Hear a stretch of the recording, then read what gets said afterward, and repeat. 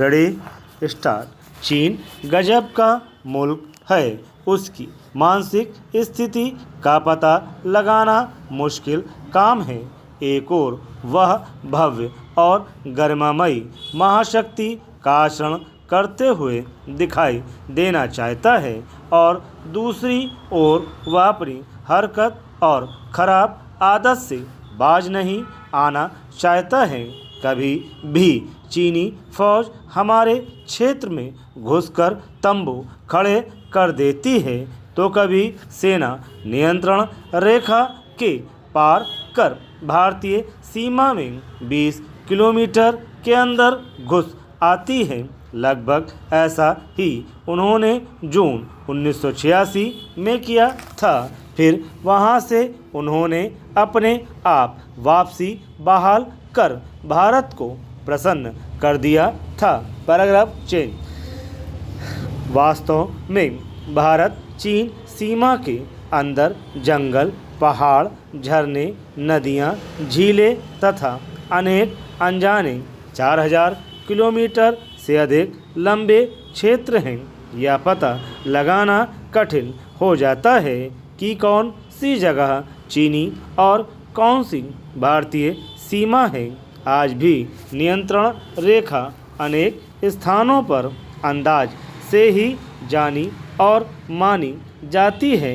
ऐसी स्थिति में दोनों ओर से नियंत्रण रेखा का उल्लंघन आसानी से होता रहता है। इस बार चीनी फौज पिछले 10-12 दिनों से भारतीय सीमा क्षेत्र के अंदर ऐसे जम गई थी जैसे वह पूर्व में जम गई थी। इस संबंध में 2 बार भारत चीन अफसरों की बैठक हुई, लेकिन कोई नतीजा नहीं निकला। नियंत्रण रेखा के संबंध में चीनी सरकार कहती है कि उन्होंने कोई उल्लंघन नहीं किया है। Paragraph change. हमारे रक्षा मंत्री की चीन यात्रा और चीनी प्रधानमंत्री की भारत यात्रा तैयारी जोरों से चल रही है। यदि घुसपैठ का यह मामला तूल पकड़ ले तो दोनों यात्रा रद्द हो सकती है और दोनों के अंदर मनमुटाव हो सकता है। चीन को इसी वक्त ऐसी क्या आ पड़ी थी कि उसने उत्तेजक कार्रवाई कर डाली।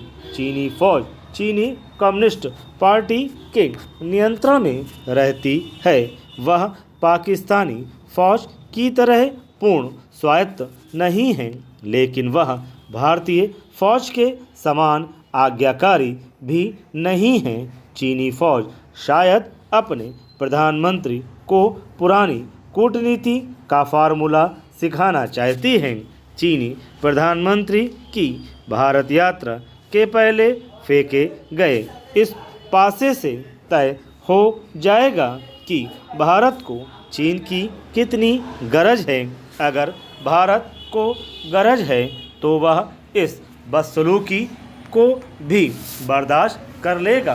Paragraph change. चीन ने एक बार फिर सिद्ध कर दिया है कि वह एक विस्तारवादी साम्यवादी है, लेकिन उसकी फौज उग्र राष्ट्रवादी है। उससे भारत ही नहीं, करीब दर्जन भर पड़ोसी देश Japan, Vietnam, Philippines, Taiwan, Korea, Malaysia, रूस, कौन सा ऐसा देश है जिससे उसका सीमा विवाद नहीं होता है। भारत के पड़ोसी मुल्क पाकिस्तान और वर्मा 2 ऐसे देश हैं जिससे सीमा विवाद सुलझे हुए हैं। यह ठीक है कि चीन साम्यवादी देश होते हुए भी साम्यवादी नेता के नेतृत्व में एक महाजन राष्ट्र बन गया है और महाजन का ध्यान पैसा बनाने में होता है। वे लड़ाई झगड़े में विश्वास नहीं करते, लेकिन चीनी फौज महाजन नहीं है। उसने जितने लंबे लंबे युद्ध लड़े हैं जो दुनिया की किसी फौज ने नहीं लड़े होंगे। फौजी नीति की उपेक्षा करना चीन के नेताओं के वश की बात नहीं है। चीनी फौज और चीनी कूटनीति का चोली दामन का साथ है।